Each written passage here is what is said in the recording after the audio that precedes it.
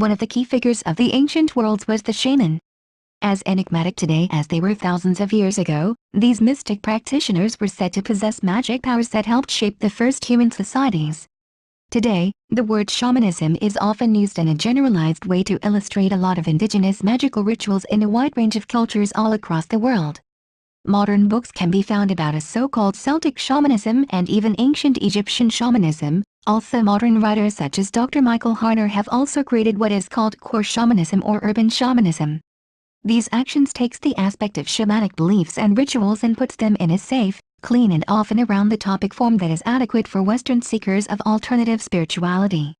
In this article, however, we explore the real core shamanism as it has been practiced for hundreds of years in Siberia and some areas of Mongolia from where it originates. The earliest references to magical users that could be described as shamans date back to the 13th century. Back then, the first Western travelers passed through Central Asia and discovered the Mongol rulers. Marco Polo the explorer met magicians who were healers and could tell diseases by the use of divination. Polo says the shamans became possessed by what he described as a devil who used his voice to speak through them. Priest of the Devil, 17th century illustration of a Siberian shaman. In the 16th century, an English explorer called Richard Johnston was the first to describe a shaman ritual. He proclaimed witnessing a tribal man wearing animal skins and playing a drum shaped like a great sieve in devilish rites. He then claimed that during the rite, the drummer fell under a spell and was possessed by evil spirits. Nicholas Whitson is another Western explorer who in 1692 traveled to Asia and described seeing a shaman or priest of the devil. He was clothed in a ritual regalia, formed of an antlered headdress and a richly emblazoned robe, and shouted and beat on a drum to call the spirits.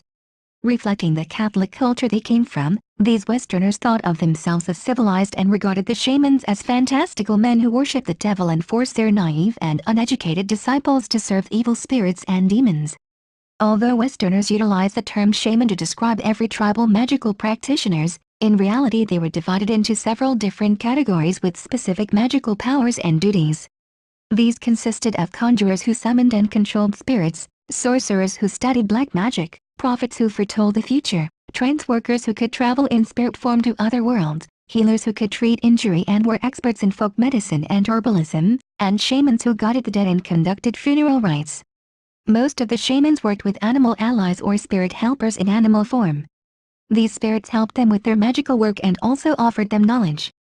For instance, shamanic practitioners were guided by reindeer or wolves who helped them track and destroy evil spirits, and ravens for getting rid of sickness. Other animal spirits took the form of owls, bears, squirrels, frogs, dogs, toads, seagulls and eagles.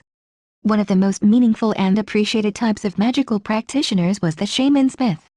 Cultures all over the world from Europe to Africa give the smith a central role in tribal society. It was regarded as a powerful sorcerer because of his mastery over fire and ability in shaping metal. There are many myths about blacksmiths making deals with demons, gods or ancient beings.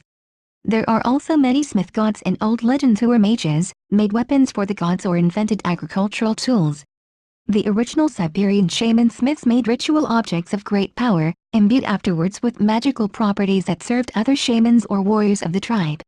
They were only named by the spirits and instead of drums, they used their anvils to connect and interact with the spiritual realm. Men weren't the only ones allowed to become shamans, as women had a key role in maintaining a tribe's prosperity and bloodline. The females were often shaman healers, as they specialized in health problems regarding children, as well as human and animal fertility. The she-shamans were distinguished by their different skirts made from animal hide and luminously colored hats made from wool. Another female specialist was the shaman midwife. She was tasked with the spiritual protection from evil spirits during birth and also with ensuring that babies arrived safely to this world. Right after a child was born, the shaman midwife cut the umbilical cord and afterwards purified the newborn with salt water and fire. Throughout the first weeks of a baby's life, she conducted the proper ritual for shielding the child until his spirit was fully settled in the material world. If these rituals were not performed accordingly, then the baby's spirit might return from where it had come. In present days, society has turned its head away from spiritual belief and cosmic knowledge. The new world that humans have created is linked to material gain and soulless objects rather than understanding human needs and preserving life.